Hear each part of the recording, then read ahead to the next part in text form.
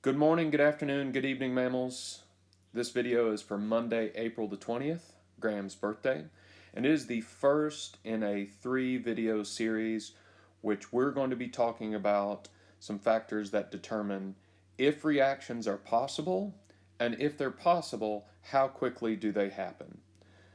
Those are termed thermodynamics and kinetics. The thermodynamics tell you about the possibility of a reaction.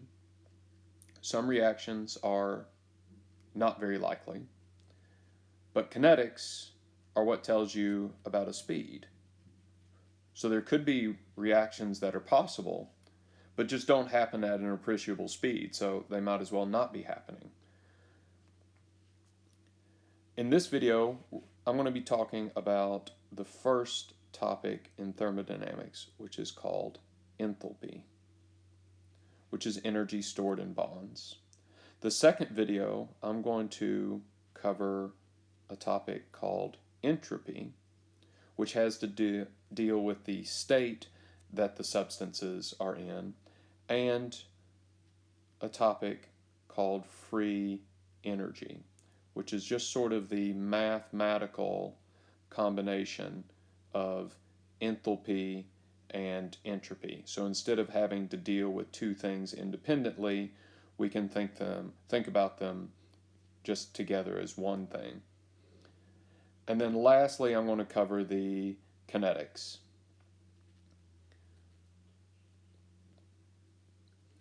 which is how quickly these reactions can happen if they're there. So I'm going to dive in today only on enthalpy. We'll be looking at some graphs that only have 3 numbers on them and doing some subtraction between those numbers to get some information about what kind of reaction that we're dealing with. First, I'm going to define enthalpy a bit more. It's the amount of energy that's stored in bonds, and it has the abbreviation of H. Usually because when that energy is changed, it's changed through absorbing or releasing heat. I like to think of bonds as like little springs. If I compress a spring, I'm storing energy in it. And then when I release that spring, that energy gets released. The same with bonds. If I break a bond, energy gets released, so the energy stored within that bond comes out. If I want to make a bond, I have to put energy in. That bond is going to be absorbing energy. So reactions, we're going to think about them as the combination of all of the energy that is released when I break bonds, maybe in the reactants that are starting, combined with then the energy that has to be absorbed to make the products. So I won't be thinking very much about just enthalpy by itself, but I'm going to be thinking about the change in enthalpy.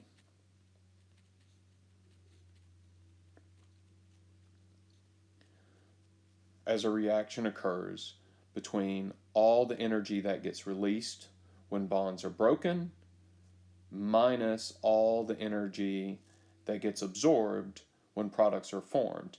And I'm going to be interested in, do I release more energy than has to be absorbed, or is it the other way around? So we're going to be considering more about the change in these two things as a reaction proceeds. And that's going to be represented not just as H, but as delta H. This little triangle is the Greek letter delta, and it's used for any time that we're wanting to say change in. We're going to graph this change using these graphs, and they always have this kind of shape where you have a starting value, a hump, and then your ending value. The starting value is the reactants. This image that I stole uses substrate. That's kind of an older term, so reactants. And it's going to go through this little hump here. I'll talk about that in just a second to get to the products. So to find the change in the reaction, I'm going to do a subtraction problem. And it's very important that you always do the products minus the reactants. So I'm going to do the products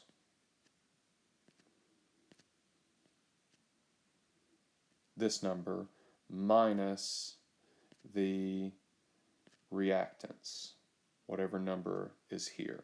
And it's very important to do the subtraction in that order because it's allowed to be negative or positive. And to make sure that you have the right sign on it, you need to do the subtraction problem in the correct order. This little hump that they have here is going to represent what we call the activation energy. It has a symbol of EA. What that represents is if I have a reaction, let's say I've got a black molecule and a blue molecule that are going to react to produce one larger molecule, they're going to have to collide, and they're going to have to collide with enough energy that they form a bond. And that energy, the energy that it takes to, slam these together hard enough that they stick, is the activation energy. All of our reactions are going to have this kind of hump in the middle. I usually refer to it as the peak. And I'll ask you to calculate the activation energy as well, which is going to be the peak minus the reactants. So you'll see this graph and you'll be doing two subtraction problems from it. You'll be subtracting the products minus the reactants to get your delta H, and you'll be doing the peak value minus the reactants to get the EA. So we'll be looking at this difference and this difference. We'll see the graphs that sometimes run downhill like this. We'll also see the graphs that sometimes run uphill. And I'll compare those, and that'll be the end of today's video. So sometimes the amount of energy in the products, the amount of energy in the products is less than the amount of energy in the reactants. This means the energy in the bonds that I broke is greater than the amount of energy that I had to put back in to form the bonds in the products. And so all of the extra energy is going to be coming out as heat. So this time the delta H is going to be heat that is released. So these reactions will feel hot to the touch if you were to do them, because they're releasing heat out into the surroundings, which includes you, so they'll feel hot to the touch. The delta H is going to be negative on them, because if I do my subtraction correct, I'm going to be subtracting this number minus this number, and obviously that's going to produce a negative value, and that's the negative value because that heat from the reaction's point of view is getting released. These are considered favorable. I'll draw a little smiley face here, because they already have all the energy that it takes to form the products. You don't have to put any outside energy in other than to get over the activation energy. And once you get there, they'll go to products all on their own. Now I can go really fast with this last one because it's basically going to be the opposite of everything that I just said. Now we're ending at a higher place. The products require more energy than the reactants have. So we're going to have to put energy in. So our delta H here represents energy absorbed. And they're going to be absorbing it from the surroundings, which includes you. So they're going to feel cold because they're going to be little heat vampires, and they're going to be sucking the heat from the surroundings. And our delta H is going to be positive because from the reaction's point of view, it's gaining energy. It's taking it from the surroundings and putting it into bonds.